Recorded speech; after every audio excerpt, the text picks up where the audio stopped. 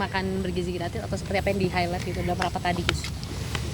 Ya, hari ini kita rapat koordinasi pemberdayaan masyarakat diikuti oleh Menteri UMKM, Menteri Koperasi, Menteri Perlindungan Pekerja Migran, Menteri Sosial, Menteri Ekonomi Kreatif, dan Menteri Koperasi. Kemudian Menteri Desa. Berbagai agenda pemberdayaan dimulai dari keinginan agar graduasi masyarakat miskin, mulai dari miskin ekstrim, miskin menjadi berdaya mandiri. Dari sana ada banyak isu-isu yang harus ditangani cepat. Salah satunya data tunggal agar tepat sasaran. Yang kedua, meningkatkan kapasitas usaha kecil menengah dan koperasi dengan memberi kapasitas kemampuan, kemudian bahan baku, holding antar UMKM akan kita lakukan agar usaha besar bersinergi kolaborasi dengan UMKM. Lalu kita juga akan melakukan atas perintah Pak Presiden meningkatkan kapasitas dan kemampuan para pekerja migran yang ke luar negeri. Insya Allah akan dibangun paling tidak 100 balai latihan kerja baru untuk pemberangkatan persiapan jabatan tertentu kualitas standar skill dan vokasi yang disiapkan khusus melalui 100 balai latihan kerja baru.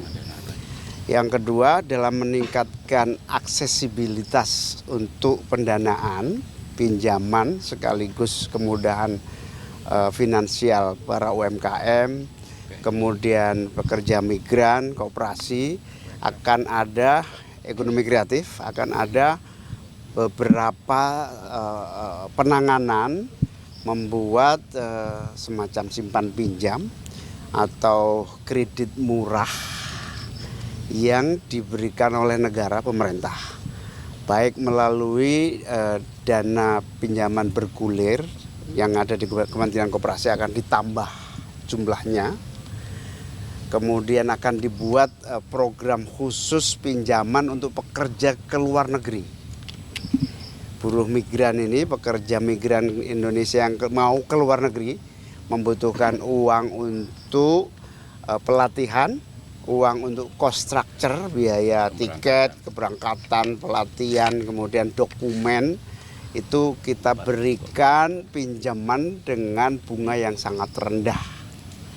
Ini akan diinisiasi untuk membuat model simpan pinjam dengan bunga yang sangat rendah. Ini akan kita tindak lanjuti dengan kementerian-kementerian terkait, khususnya Kementerian Keuangan, berbentuk uang pemerintah yang dipinjamkan kepada para pekerja migran, juga kepada UMKM. Contoh sukses PNM akan kita duplikasi gitu ya, menjadi PNM itu penanaman modal madani yang bergerak di bidang simpan pinjam ibu-ibu pelaku bisnis. Nah, ini akan diduplikasi untuk pekerja migran, duplikasi untuk UMKM, duplikasi untuk koperasi.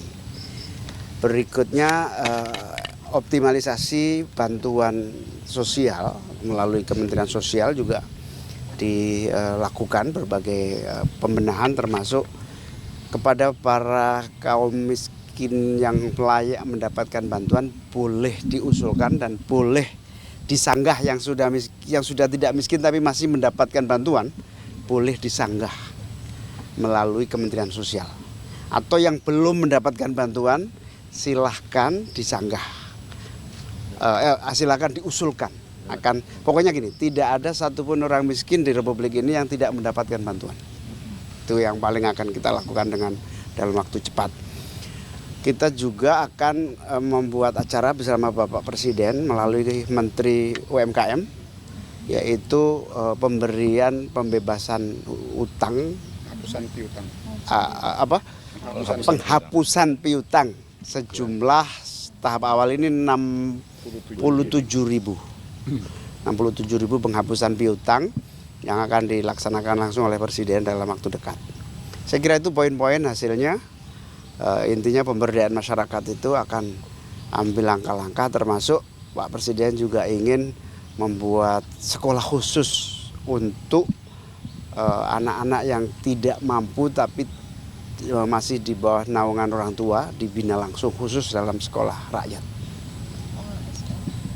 Pak, tadi yang simpan pinjam itu nanti bentuknya koperasi atau seperti apa, Pak? Kan selama ini juga udah ada KUR ya, Pak, dari BUMN. Ya, karena KUR, PNM, kemudian lembaga bergulir ada, tambah lagi, kita tambah. Tapi itu semakin banyak. Intinya gini, punya pemerintah. Intinya kita ingin menambah akses permodalan dengan bunga rendah. Persiapannya berapa banyak, Pak? Berapa triliun mungkin, Pak, untuk? Iya, bisa 20 triliunan total ini. Bentuknya kayak dana abadi pendidikan juga. Dana abadi pendidikan, dana abadi bergulir.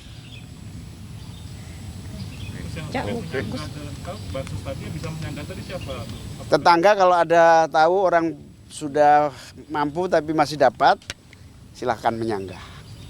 Melihat tetangga ini udah kaya kok masih dapat PKH, silahkan. Ada aplikasi khusus dari Kemensos online. Cek bansos. Cek bansos. Aplikasinya cek bansos, di situ ada usul sanggah.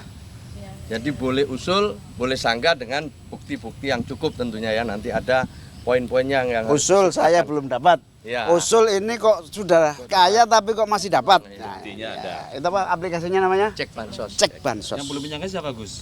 Ya tetangga yang usul. Atau perang. Masyarakat. Wartawan lebih-lebih.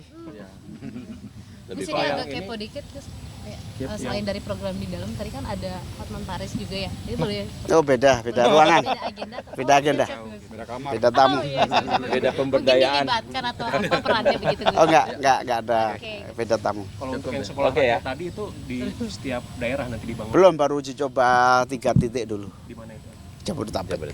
Itu di bawah Disdikbud atau gimana? Kemensos Itu yang nanti yang sekolah di situ yang diutamakan yang seperti yang tidak mampu, Yang ekstrim.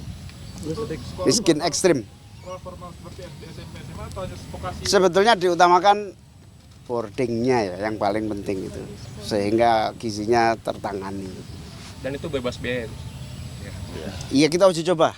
Terus kenapa di Jabodetabek ini kan? Yang paling banyak orang ya, Terus sejauh ini kan juga insentif yang diberikan pemerintah kan cukup jangka panjang ya. Sedangkan kemarin inflasi kita di 2024 itu paling rendah sepanjang sejarah 1,57%. Kalau dari pemerintah insentif yang untuk jangka cepatnya nih untuk menyelesaikannya ada nggak, Bu?